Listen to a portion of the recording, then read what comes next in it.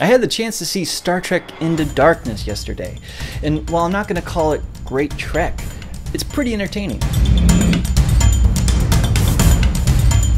John Airy here with AintItCool.com, and I like this new Star Trek movie. It's fun. I wouldn't call this Star Trek though. This is something much different than the Star Trek that we grew up on as kids with The Next Generation, the original series. There's not a lot of deep thought or really anything of real consequence in this movie. It moves so fast that even when we have these big emotional moments throughout the film, well, it doesn't really allow you much time to process them, which is great because when you have plot points that don't quite make sense, it's moving so fast you don't really have much time to think critically about them. So in turn, it becomes a pretty entertaining film to sit through, and moves very briskly.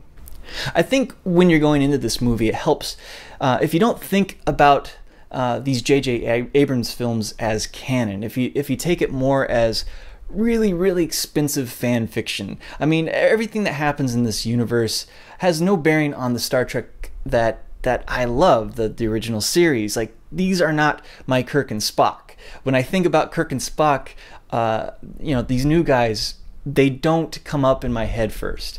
Just like, when I think about a starship, I don't think of Voyager. I think of the original Enterprise or the Next Generation Enterprise. That's my Trek. And I guess everyone has their own Trek that they care most about and that speaks to them in a special way. For me, this is not that. This is really fun to sit through and fun to watch, but it's not Star Trek. There's no real depth to it.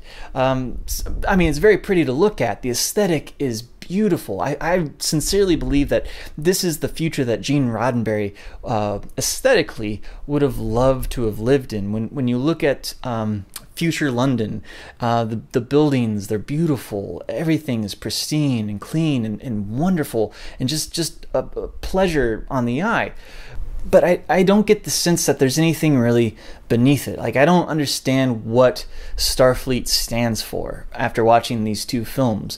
We know they get attacked a lot, and there's a lot of crazy stuff that happens, and politically there's some crazy politics that happen here, but we really have no idea what's driving the Federation. Why are they a Federation?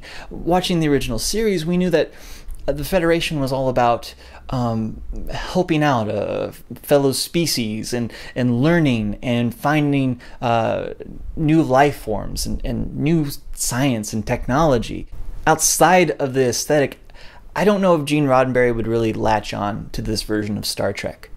Everything here feels like it's spectacle over substance. I think a good example of that would be Carol Marcus's wonderful scene where she gets undressed for no real reason. Her and Kirk are having a conversation, and for some reason she needs to get into a different set of clothing, and instead of postponing the conversation and having the conversation like an adult, she's like, "Hey, Kirk, come into this shuttlecraft, turn your head and I will put on new clothes." And then we have that wonderful underwear shot, which I'm not complaining about.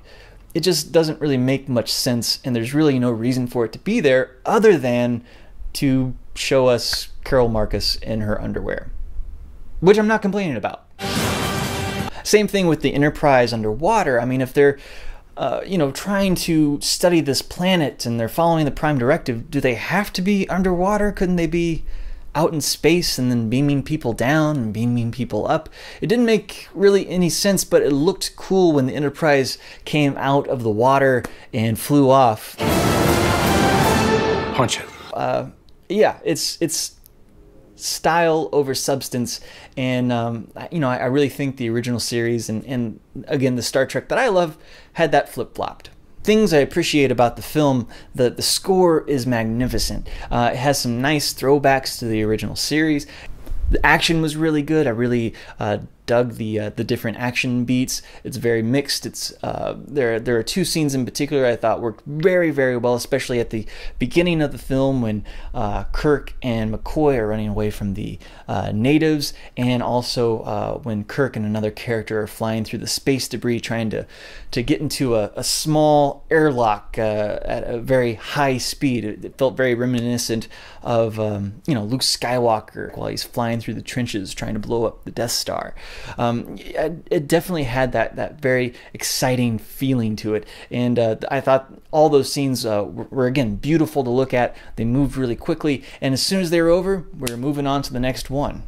Things that bothered me about this, the Spock and Uhura relationship didn't really make much sense to me. It felt very middle schoolish. Uhura knows that this guy is half human, half Vulcan, yet she's still having trouble grasping that he can choose not to have emotions, and why he might not want to have emotions. And they have to have this very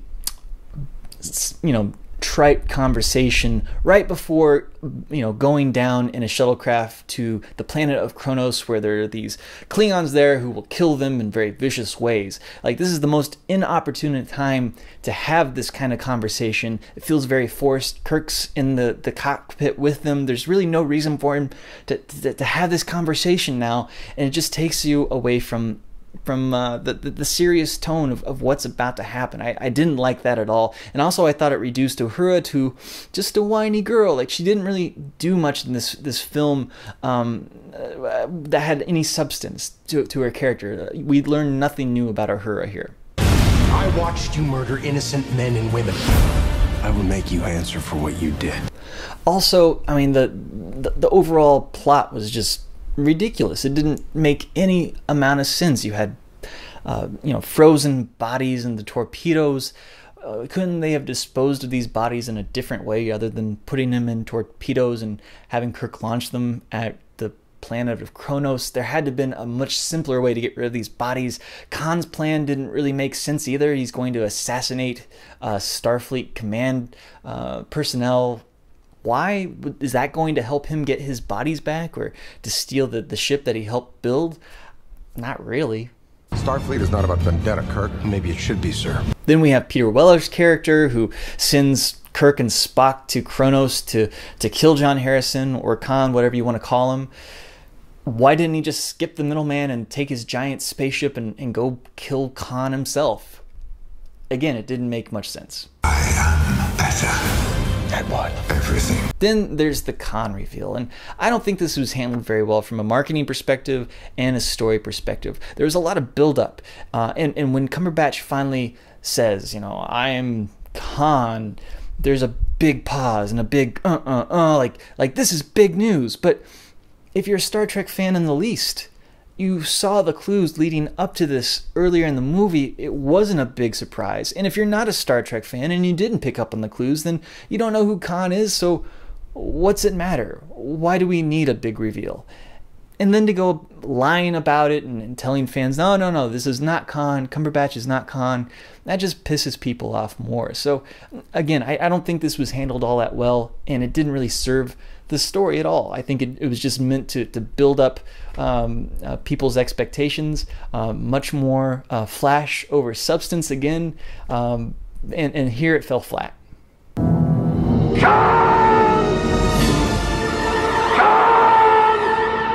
And I think the other plot point people are going to be talking about and having conversations over, the Wrath of Khan juxtaposition of Kirk and Spock. Kirk sacrificing his life in the radiation chamber, Spock looking on and consoling his friend as he's dying. I loved it. I loved the scene up until the point when Spock yells out Khan's name. Then it became parody. I actually chuckled a little bit out loud, not in a good way. I thought it was pretty ballsy to make that move, to kill off Kirk. I was all up for it. I was like, yeah, awesome. We're going to get a Star Trek 3 perhaps with a Genesis thing, and they have to save Kirk and revive him. Awesome. But the movie moved so quick again that we didn't really have much time to take in the fact, oh yeah, Kirk just died. Spock is broken up. The crew is broken up. I started tearing up just a hair, and then it moved on too quick, where I wasn't really able to take in the moment, to accept it, and to really savor it. That would have been pretty ballsy if they had let Kirk die, though, right? I mean, that would have been pretty cool. But you know, they had me going for a few minutes there, and then they start talking about using Khan's blood to revive, and I'm like, ah, man, you could have gone super ballsy here and done something really interesting with the death of Kirk. Again, it's spectacle over substance. They could have done something really grand and interesting with the Kirk character there by killing him off, storing him in a freeze tube, and leaving that for the third film. That would have been a crazy way to end a second film in a trilogy. But no, they decided to bring him back a few minutes later with no real repercussions to the story. I thought that was kind of lame. You have no idea what you have done. But those are just my biggest problems with the film. Other than those, I was still fairly entertained. I was with this film throughout. I was laughing at the funny Bones lines. I was coming close to tears during some of the more dramatic moments. But again, this isn't Trek. This just is not Trek. There's no substance to it, and I really wish there was. But I'm still on board. Now that we have the Starship Enterprise about to launch on its 5-year mission, I'm very excited to see what the next story in this film franchise is. I'd love it if Abrams decided to go something completely original and outside the box, something that's not related to anything Star Trek, and allowing his writers to tell an original story, not trying to one-up the original series. We've done that. We've been there. You've established your universe. Do something new and unique, and also something with some substance to it. That's all I ask. But those are just my thoughts on Star Trek Into Darkness. What are yours? You can leave me your comments below, and keep checking in with AintItCool.com for more news and reviews. I'm John Arrey.